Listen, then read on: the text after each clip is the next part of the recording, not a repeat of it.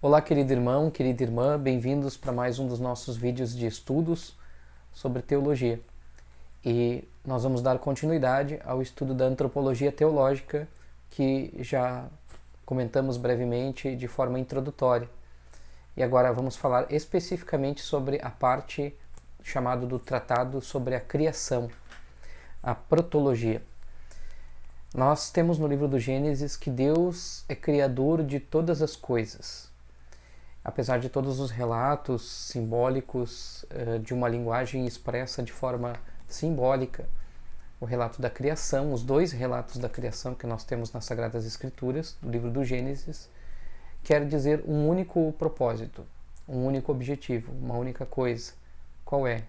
Deus é o Criador e criou todas as coisas do nada, ex nihilo, assim diz o termo em latim. Do nada, Deus criou todas as coisas. No hebraico, utilizado um verbo muito próprio para dizer que é criado a partir do nada. Bará. Deus criou todas as coisas. Então, Deus é a origem de tudo. E nós temos então que o ser humano, dentro desse projeto criador de Deus, ele não é fruto do acaso, mas fruto de um desejo de Deus. Deus quis o ser humano e foi criado para ser feliz e para participar da plenitude da vida divina. Portanto, o ser humano, dentro desse processo criador de Deus, foi aquele amado especial de Deus.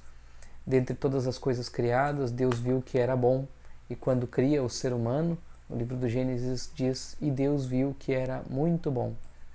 Portanto, nós temos no ser humano o objeto principal da revelação de Deus, aonde Deus destina a sua revelação, o seu amor, e quer se revelar a este ser humano e chamá-lo a participar da vida divina. E o ser humano é criado essencialmente bom na sua natureza. Deus viu que era bom, Deus viu que era muito bom. O pecado, como nós dissemos anteriormente, ele entra como uma desfiguração desse processo. É uma desumanização do ser humano. E o ser humano é um ser corpóreo e espiritual. Não há dualismos na fé cristã, mas sim uma dualidade indissociada: matéria, espírito, corpo, alma. Andam juntas. O ser humano só pode existir enquanto existir corpo e alma. Por isso, aqui nós temos um ponto importante de reflexão. Nós não somos espiritualistas, no sentido de que a matéria é má e o corpo é corruptível e, portanto, não vale nada, ou um desprezo pela vida corporal, pela vida presente. Isso não cabe no cristianismo. Nós somos uma integralidade de corpo, alma, matéria e espírito, tudo junto. Esta integralidade é o ser humano. Portanto, não pode existir um ser humano independentemente da sua relação corporal. Faz parte do ser humano a dimensão corporal. Depois nós vamos aprofundar isto mais adiante quando falarmos da escatologia. A criação tem uma meta. Ela é destinada para a trinitarização, ou seja, a glorificação de todo o universo. Essa criação de hoje, ela não é perfeita e acabada. Ela é boa. Deus criou todas as coisas boas, mas não perfeitas. Criou perfectível, ou seja, num caminho de perfeição que a igreja chama, a teologia chama de trinitarização. Todos nós queremos que o cosmo e o universo seja glorificado, transfigurado.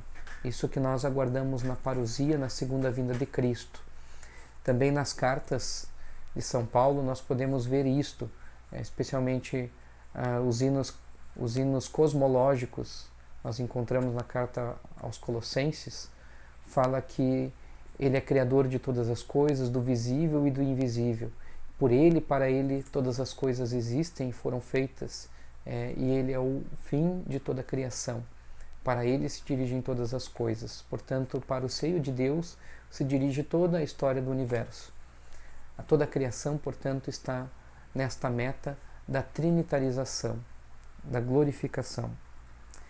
Voltando ao ser humano, nós temos que o ser humano é esta integralidade indissociável e tem várias características. É criado homem e mulher.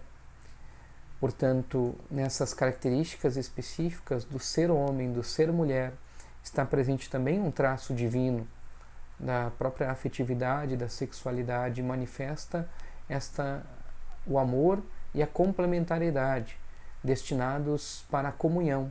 O ser humano é destinado para a vida em comunhão, seja através da vida matrimonial, seja através da vida fraterna, seja através da comunidade, enfim. Nós somos destinados à comunhão, como Deus é um só em 3 pessoas. Assim, na realidade terrestre, especificamente a complementariedade afetiva da sexualidade, mas também na comunhão plena na eternidade. E o ser humano é colocado no jardim da criação como um jardineiro, como aquele que administra a criação. O ser humano é chamado, portanto, a esta vocação de cultivar, de manter, proteger e também administrar os dons da criação, os dons da natureza. Portanto, o domínio que se diz no livro do Gênesis não se trata de um domínio predatório ou exploratório, no sentido de que o ser humano não tivesse responsabilidade alguma sobre os bens criados ou que pudesse usufruí-lo de qualquer forma. Não é nesse sentido. O domínio é no sentido de administração. Portanto, o ser humano é o jardineiro desta criação.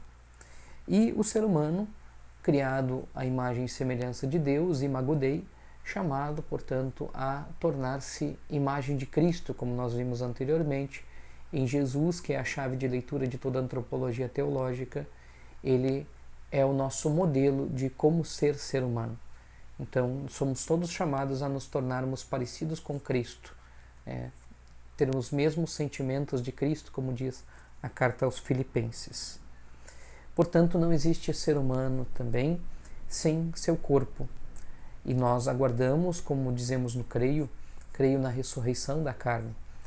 A vida plena, ela acontece nessa dimensão corporal e espiritual. A corporeidade, portanto, será restituída ao ser humano, assim como a ressurreição de Cristo se deu no corpo e na alma.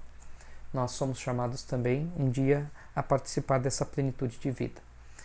Queremos assim, então, irmãos e irmãs, encerrar esse breve estudo de criação, de uma forma bem breve, bem resumida realmente, mas para nós termos algumas noções gerais. Também seriam convenientes outros temas, como a criação no Antigo Testamento, a criação e a aliança, e também a própria criação e evolução, que são perfeitamente conciliáveis dentro da teologia católica. Então, vamos compreendendo bem essas dimensões que afetam a antropologia teológica, que se referem, então, ao tratado da protologia da criação. Se você gostou, curte, compartilha e vamos continuando juntos. Agora, no próximo vídeo, faremos um estudo sobre a escatologia. Deus te abençoe.